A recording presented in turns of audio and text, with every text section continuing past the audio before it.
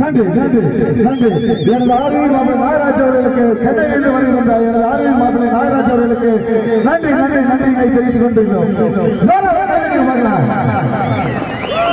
நன்றி நன்றி நன்றி. இந்த